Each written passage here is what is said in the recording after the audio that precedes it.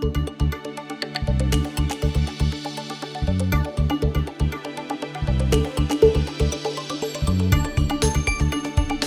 morning, I'm Charlotte McLeod with Diamond Investing News, and here today with me is Yaniv Marcus, investment strategist at Leibish Co, a supplier of natural fancy colored diamonds of all colors and sizes. So Yaniv, the Argyle Pink Diamond Tender list was recently released, and we know that your company has a great track record with 7 wins last year, 17 the year before, 6 in 2011, and 6 in 2010. So what was your overall impression? Impression was quite positive. I mean, we noticed right away that there are less stones available, which tells us that they're becoming rarer and supply is getting tighter. And I mean, Argyle is working very hard to extract them from the earth. For every million carat extracted, 1 carat ends up at a tender. So for a total of, around 46 carats, you can imagine how much had to be extracted. Right. And so how did the tender goods of this year compare to last year? We go through an analysis every time we get a tender, and like I mentioned before, some of the key points that we've seen is that there are less stones over the last 3 years, going from 70 stones in total in 2012 to 64 last year and 54 this year. So it's quite a decrease in the supply from Argyle. But we noticed that the size of the diamonds have increased.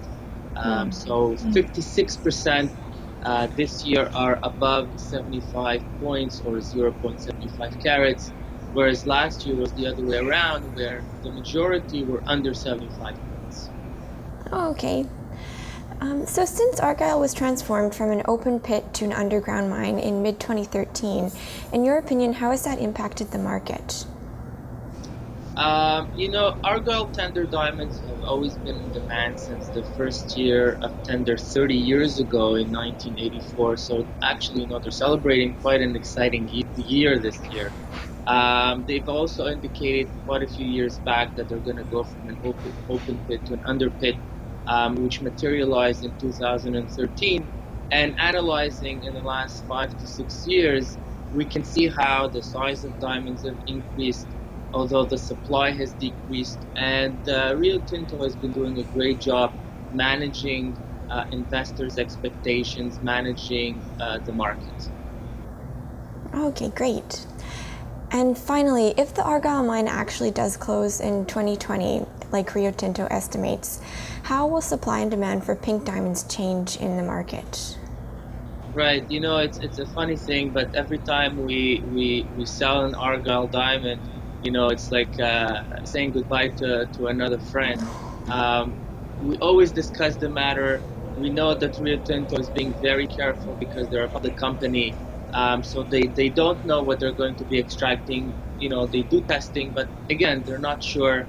And I think they're giving us some kind of a guidance as to what is going on. But we're going to need another 2, 3 years to see what they're extracting and how much how easily they're selling the diamonds and how easy the market is going up and down to really know if they're really going to close in 2020, or it might be worthwhile to continue extracting, although prices are going to go more expensive to extract them, but it may be worthwhile. Okay, great. Well, that's all from me today, so thank you so much for speaking with me. Thank you, Charlotte. We'll see you again.